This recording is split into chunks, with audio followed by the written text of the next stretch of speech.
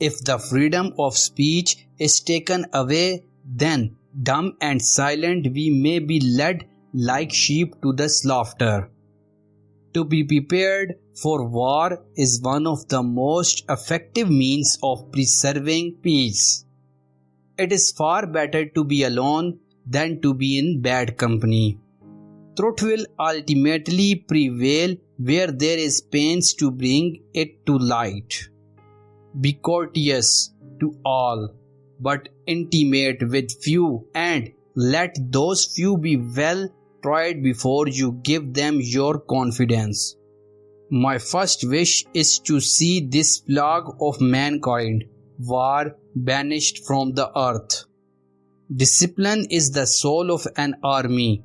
It makes small number formidable, procures success to the weak, and esteem to all. Happiness and moral duty are inseparably connected. Let us raise a standard to which the wise and honest can repair. The rest is in the hands of God.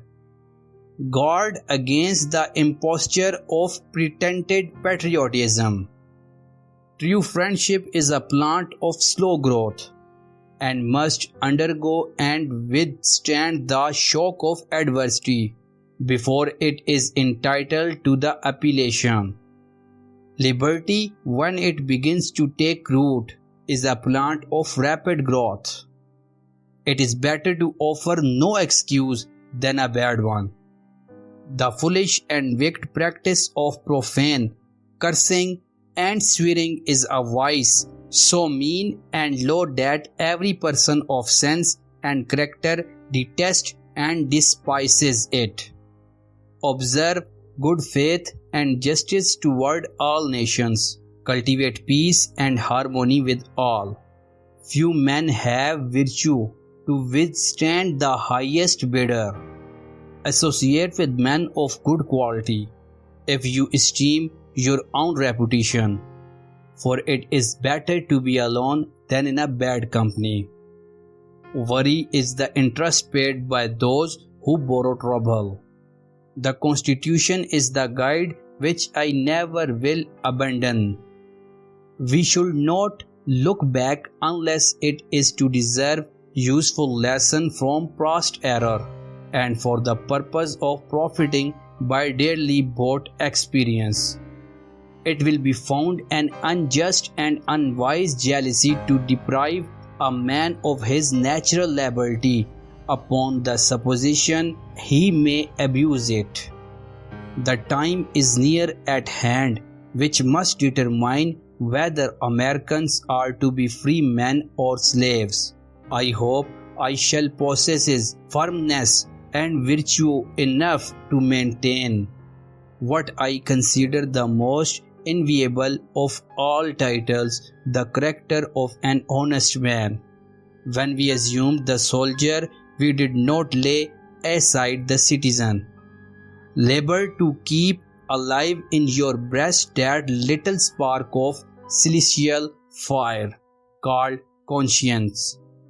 The basis of our political system is the right of the people to make and to alter their constitution of government. Let your heart feel for the afflictions and distress of everyone, and let your hand give in proportion to your purse. Laws made by common consent must not be trampled on by individuals. If we desire to avoid insult, we must be able to repel it. If we desire to secure peace, one of the most powerful instruments of our rising prosperity, it must be known that we are at all times ready for war.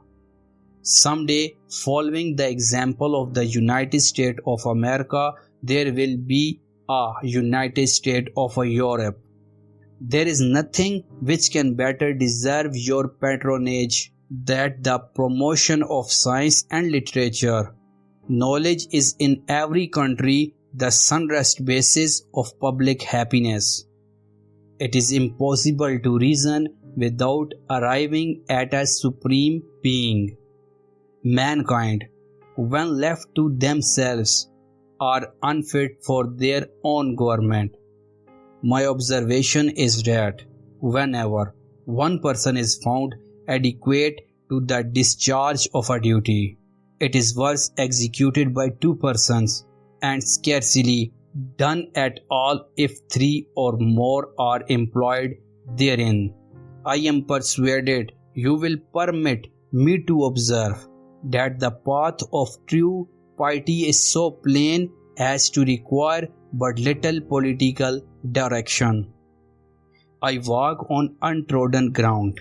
There is scarcely any part of my conduct which may not hereafter be drawn into precedent.